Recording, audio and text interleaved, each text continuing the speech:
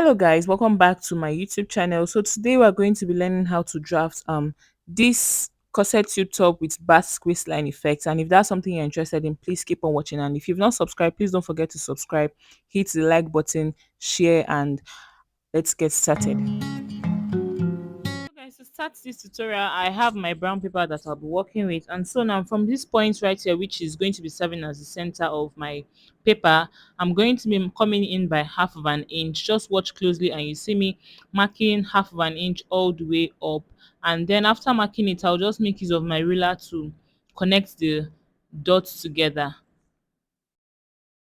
So moving on, I'm going to be working my bra cup. I'll trace my bra cup on my brown paper, and as you can see, my bra cup is wrapped up already. And in case you don't know how I did this, I'm going to be linking it in my description box, and so you can go ahead and watch the tutorial of how I wrapped this up, so you can be able to do this. And so now I'm placing my bra cup on my brown paper, and as you can see, this point of my bra cup is meeting the that other point of my paper, and so as the other side as well. So I'll just place my bra cup on the brown paper and I'll hold it up firmly so that I can trace it out just like this.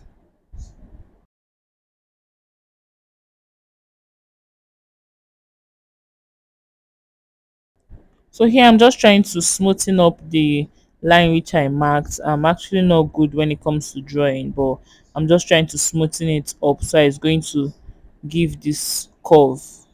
After doing that, I'll get my brack up and then I'll place it back on that point where we traced out. And so I'll place my tape to get my underbust. And on that point where my brack up stops, that is where my underbust is. And so the underbust I'm working with is 13.5 inch. So from that point now, I would mark out the half length I'm working with. And so the half length I'm working with is 18 inches. So this is just me marking out 18 inches on this point right here. And so from that point where I marked 18 inches, I'll come down by 8 inches, which is the length of the top that I'm working with. So now I'm going to make use of my ruler to mark a straight line like this.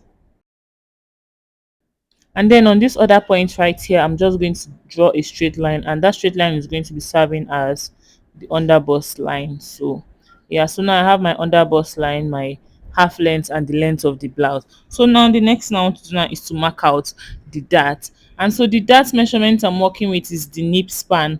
So the nip span I am working with is 8 inches. So I'm dividing 8 by 2 and I have 4 inches. So I'll place my tape on this point right here, not on the point where we marked our half inch. So I'll mark 4 on that the length of the blouse. I also mark 4 inches on the half length and also 4 inches on the under bust line. Please don't forget that you're placing your tape at the beginning point of this paper and not on the part where we marked our half inch. And so after doing that, now I'm just going to connect the points together like this. So from that line, I'm going to be coming in by 1 inch and I would give it a mark on this point right here. And so I also go out by 1 inch as well. After marking it now, the next thing I want to do is to connect it to this underbust point right here and also connect this other one. So just watch closely and see what I am doing. I'm just connecting the 2 points together. So this is what my dart looks like, and so that is it for the dart. And the next now to now is to mark out my body measurement, but before then I'm just going to cut this part out so that it's going to be easy for me to work with, so I don't have to deal with other parts of the paper since I'm working with a small table. Okay, so this is what it looks like now, and so the next now to do is to cut out my dart. And the reason for doing this is so that when I'm working on the actual fabric, don't have to worry about fixing a dart on my dress, since I've already attached the dart here and I've taken it out. And so now the next thing I want to do is to fold up these 2 points together so that they're going to meet, and then I'll make use of my sellotape to hold it up together.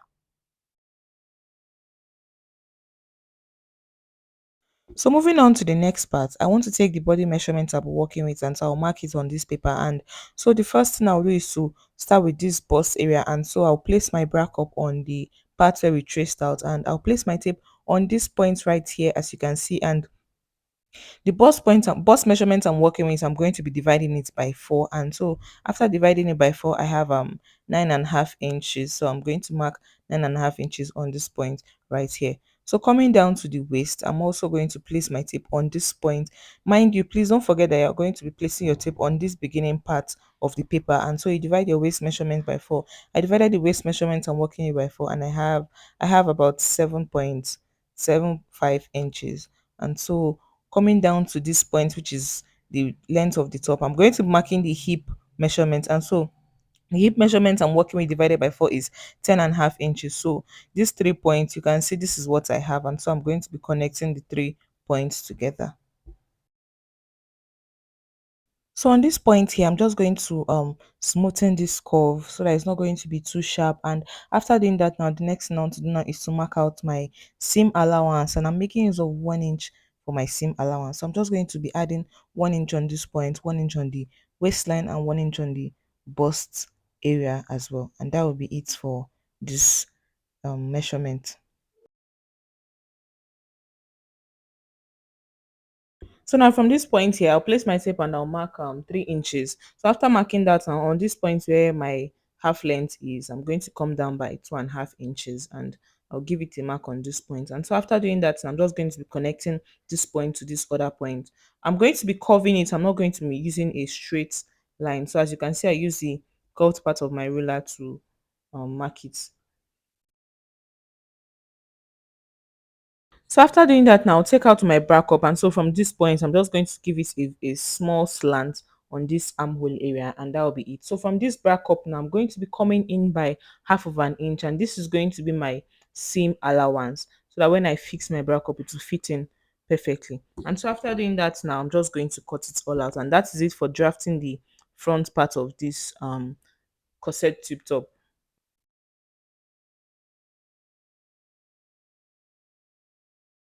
So guys, now I want to draft out the back part of the top. And so see what I'm just doing. I'm placing my front piece on the paper, and I'm going to make use of my tape to hold it up together so that it's not going to move while I'm cutting it. To cut out the back part of this corset tube top, I'm just going to trace out my shaping side on the back pattern paper, and so I'll also do the same on this armhole curve which I have here. And so coming down to this other point here, the back is not going to be having the basque effects that this front has. It's just going to have a straight line. So I'll take out my front pattern paper, and on this point I'm just going to give it a straight curve, as you can, a straight line rather, as you can see. And so I'll take out the front piece totally. And so for on this top part now, I'm just going to give it a slant. You can work with straight line if you want, but I actually want to work with a very small slant. So that is what I just did, and that is it for the back pattern. And so the next thing now I want to do is to mark out my opening, which is going to be on the back. So from the center of the paper, or from the point where the paper is starting from, I'm going to mark 1.5 inch all the way to the top part of the back pattern, and then I'll give it a straight line just like this. And this is what I'm going to be cutting off because we want our back to be open. So I'm just drawing this thing so that you understand what I am doing right here, because I'm going to be attaching my loop on this point. So basically we are done drafting the back pattern, back part of this top, and I'm just going to cut it all out.